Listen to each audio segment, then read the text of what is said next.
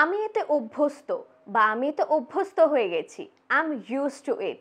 I am used to it. আজকে এই English এক্সপ্রেশনটা দিয়ে আমরা আরো কিছু ডেইলি ইউজ সেন্টেন্সেস শিখব। Let's get started. আমি একা থাকতে এখন অভ্যস্ত। I am used to being alone. I am used to being alone.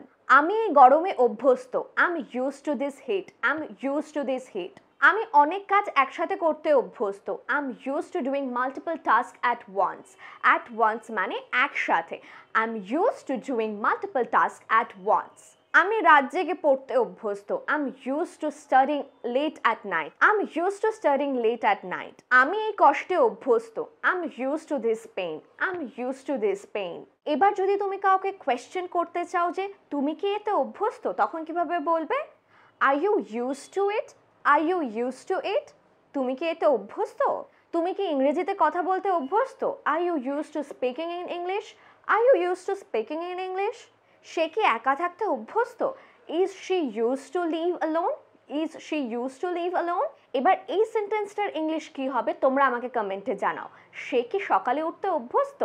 এটার ইংলিশ ঝটপট করে আমাকে কমেন্ট সেকশনে জানাও। আশা করছি আজকের এই ভিডিওটা ইউজফুল ছিল। That is it for today. See you all in the next video.